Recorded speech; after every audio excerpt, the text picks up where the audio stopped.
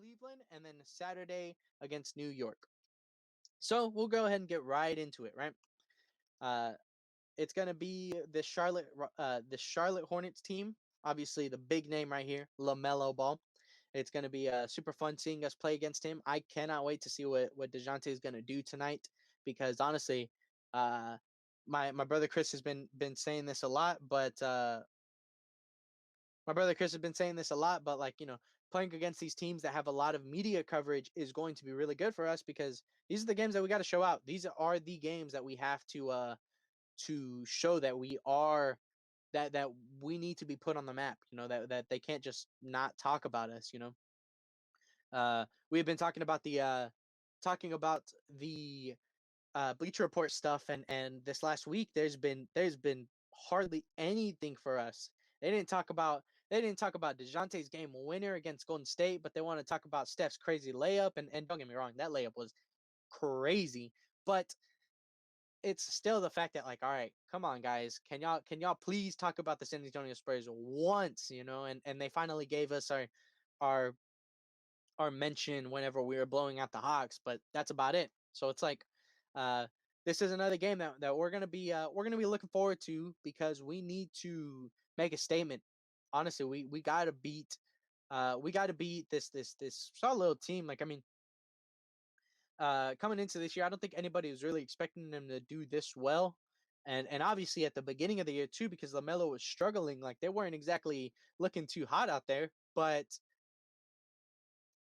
Uh, but I mean, LaMelo picked it up. Gordon Hayward, I've always liked Gordon Hayward's play, and it's unfortunate that he had gotten hurt like that the beginning of the season in his stint with the Celtics, and it just kind of like went downhill from there. But he's obviously showing people that he's still good enough to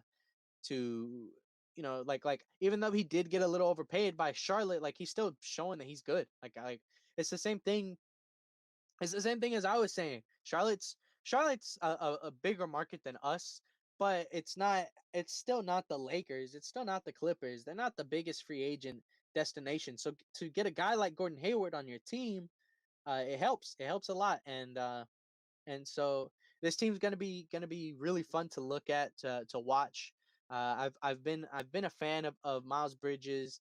I really like Devonte Graham, and I know Terry Rozier's a dog out there. He fights and everything. PJ Washington's also solid, and I think Malik Monk's starting to get his time back in. He had a couple off court issues with the team, but I'm hoping to see him be able to kind of turn it around and be able to look better out there, right? But to kind of look at their leaders, they obviously their star Gordon Hayward's gonna be leading the charge for them, right? And then they have Terry Rozier and then LaMelo right here. He's making his impact. 15 a night with 6 assists and 1.5 steals a game. That's solid from a rookie, man. You cannot ask for anything more. And it's always for me, like there's a couple guys in the league that I'm like, oh man, I hate playing against these guys, like the Zions and stuff like that. But then at the same time, it's like, all right, but I want to see these guys progress, and like, um, I can't wait to see how good LaMelo is going to be, and especially for the small market teams to get these kind of guys. Like seeing Giannis stay with the Bucks. Hopefully Lamelo stays here in Charlotte. Like all those teams that are small markets that don't get the free agent love, so they have to win through the draft. Like I want to see this stuff because then it still keeps the ball rolling on that kind of stuff. It still makes it to where we have a chance to where like back in the 90s you didn't want to leave your team, but now here we are, and almost everybody wants to leave their team when they're not in a situation that they like all too much. So it's like, all right, what's the deal here? I I can't wait to see LaMelo kind of build up and hopefully stay in Charlotte, not leave for like the Lakers or something like that. Like, uh, you know, I I guess I kind of have to give a little bit of props to the Lakers, but at the same time, it's like it's annoying because it's like, man, I wish I could go 2 years, like, a couple years, uh being kind of like being bad, right? Being mediocre, and then just getting LeBron on my team. Like there are teams that don't get that luxury, and it's like, well, you're the Lakers. You're freaking like you're just that biggest free agent organization. So it's like I don't, or destination. Sorry. So uh, that's a little bit of me hating on the Lakers, but I don't know. Like it's just hard to kind of it's hard to say like oh man, I really respect the Lakers for signing LeBron and Anthony Davis. It's like man, you really didn't do much. I mean, yeah, you traded your young pieces, and that's a little bit of a risk, but you traded your young pieces for the best player in the world and a top 10 player in the NBA. So I don't know. Same thing with like the Nets. Like I like obviously when you think about it, you'd much rather take Kevin Durant, Kyrie Irving, and James Harden over D'Angelo Russell and a bunch of scrappy dudes. But I would have loved to have seen D'Angelo Russell and them build their future in Brooklyn.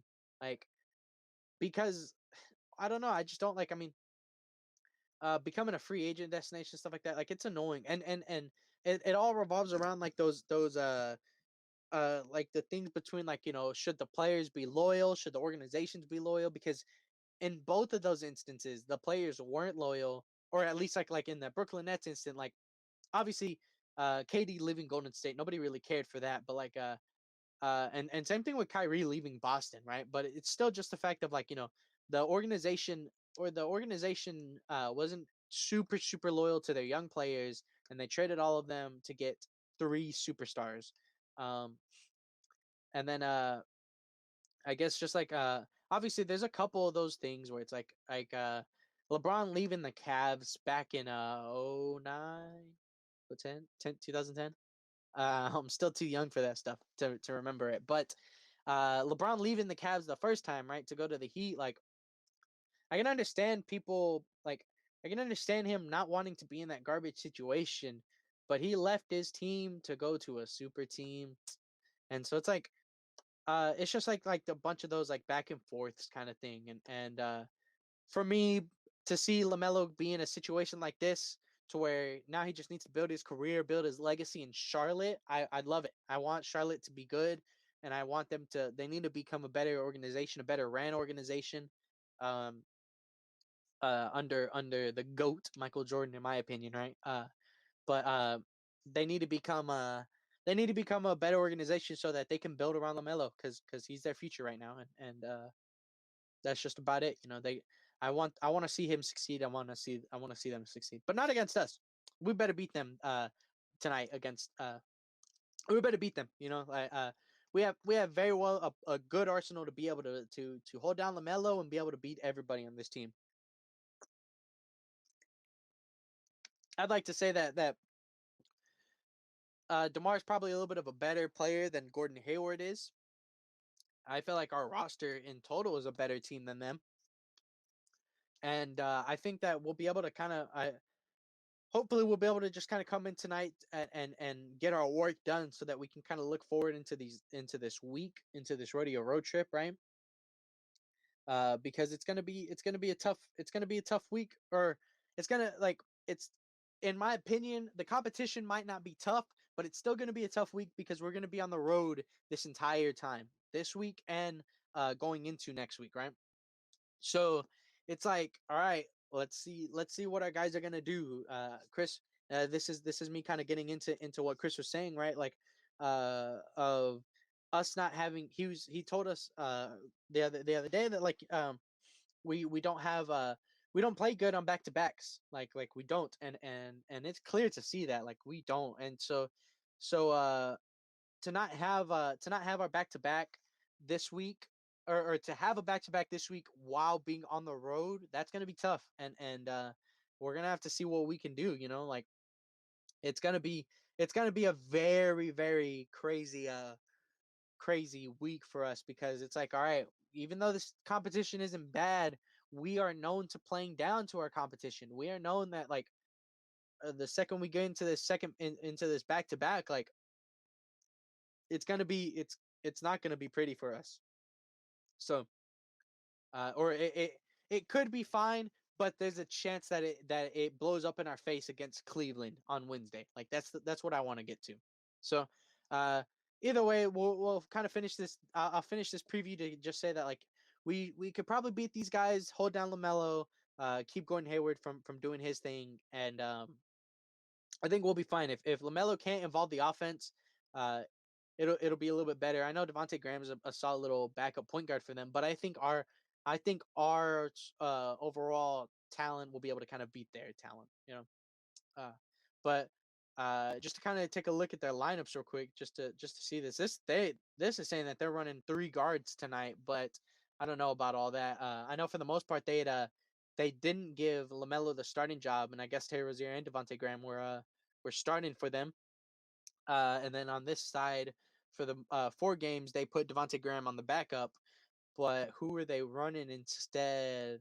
Uh, let's see.